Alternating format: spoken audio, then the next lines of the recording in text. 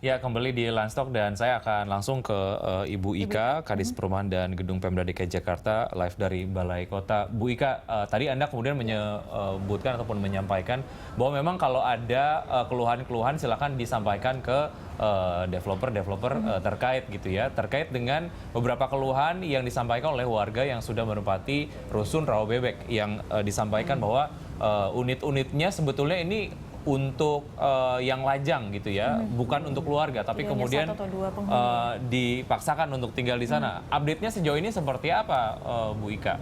Ya, Mas Vicky, memang Rusun Rawabebek peruntukannya adalah untuk dara dan bujang, seperti itu.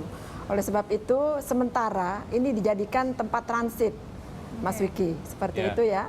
Memang tempatnya sangat representatif, tetapi mungkin ya sedikit agak kurang lebar lah gitu ya. Namun fasilitas seperti dapur juga sudah disiapkan di sana, walaupun tidak ada di dalam.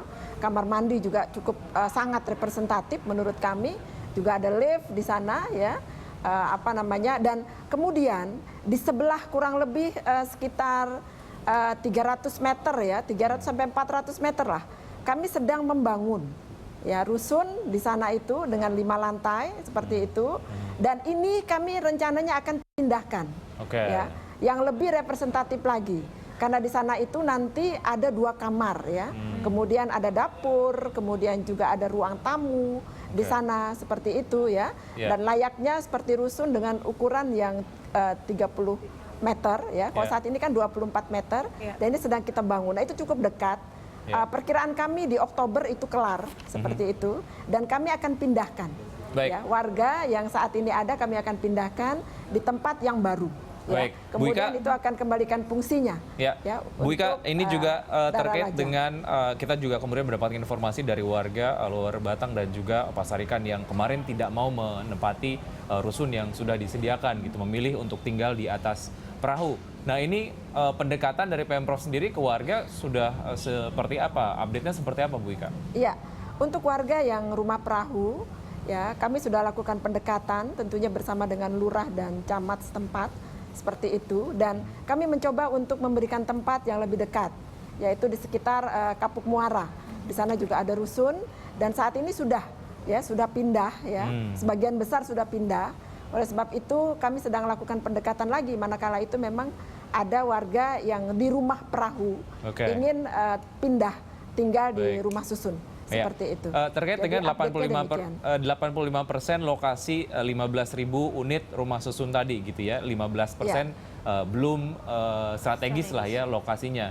Mekanisme pengundiannya seperti apa? Saya kemudian ingin mendapatkan semacam jaminan bahwa nanti pengundiannya akan fair, Bu Ika. Ya, seperti yang saya sampaikan tadi, kurang lebih 80-85% itu masih belum representatif. Itu untuk akses sudah bagus, ya. Tetapi untuk sarana lain seperti masjid itu ya memang belum. Jadi kami harus lengkapi itu seperti itu. Untuk pengundian ke depan, ya, ini Pak Gubernur juga sampaikan kepada kami bahwa kita harus bersikap adil, ya. Untuk pembangunan baru yang nanti tower-towernya sudah jadi, ya, karena kita akan membangun 57 tower, ya, dengan 35 blok. Jadi manakala itu sudah jadi tower-tower ini, diberikan kesempatan kepada warga yang saat ini tinggal, yang ada di blok itu, untuk bisa tinggal di tower yang baru, seperti itu. Ya, jadi mereka nanti juga ikut membantu mengawasi pembangunan, ya, di tower-tower yang kami akan bangun. Seperti contoh, di Daan Mogot ya saat ini sudah ada kurang lebih 640 unit ya, dengan ada 8 blok ya dengan ketinggian 5 lantai. Di dekat di sana itu akan dibangun dalam bentuk tower. Seperti itu. Tower dengan 16 lantai. Oleh sebab itu kami berikan kesempatan dulu kepada warga yang terdekat untuk pindah, ya, manakala memang mereka berkenan seperti itu, dan ikut juga membantu memberikan pengawasan terhadap unit yang akan dibangun lagi gitu ya. Ya, itu akan diundi kembali tentunya. Baik. Nah, pengundian ini tentunya, ya, pengundian ini tentunya bukan diundi itu hanya untuk mendapatkan dia di lantai 1K, lantai 2K, lantai 3K seperti itu. Sambil juga menampung ataupun menerima keinginan-keinginan warga yang mau pindah yang dari rusun terdekat seperti itu. Ibu Ika, ini kalau proses dengan cara mengundi artinya memang karena ada keterbatasan maka harus diundi dan mungkin secara bertahap. Nah, tadi Ibu Ika juga sampaikan unit yang memang seharusnya ditujukan untuk bujang seperti itu hanya sementara. Tapi bisakah dari Pemprov DKI sendiri khususnya dari Dinas Perumahan ini bisa memberikan jaminan kepada masyarakat ini kalau yang di Rawabebek berarti untuk yang di luar Batang dan juga yang di Pasar Ikan mereka bisa mendapat jaminan undian ini memang jaminan mereka akan mendapatkan unit di rumah susun ini nanti hanya butuh kesabaran saja seperti itu. Ya, betul sekali Mbak Jakrin.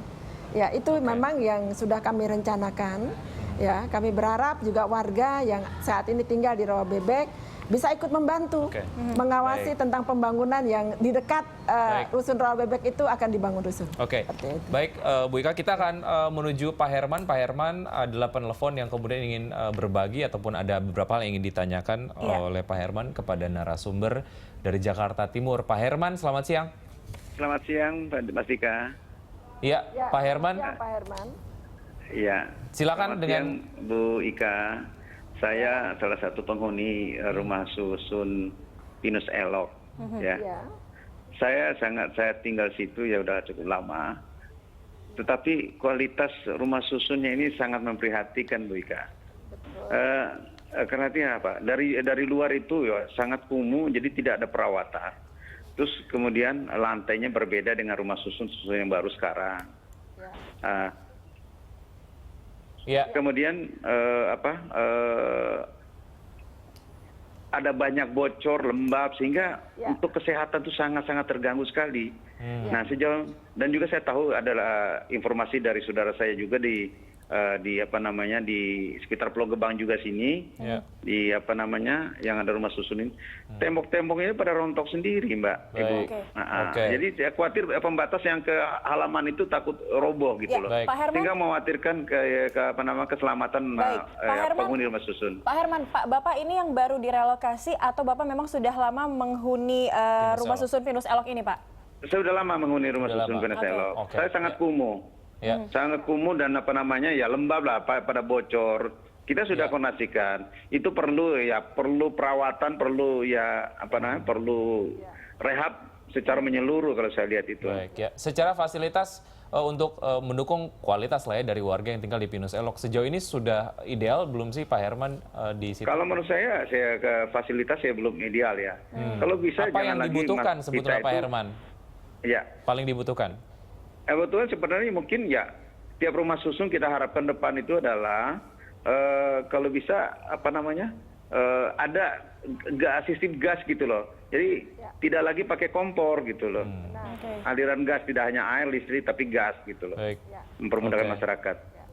Itu saja untuk akses ke sekolah dan lain sebagainya tidak ada keluhan ya, Pak Herman? Tidak ada keluhan, cuman kelihatan kumuh aja, tidak ada perawatan. Gitu. Terima kasih Pak Herman. Ibu Ika, silakan.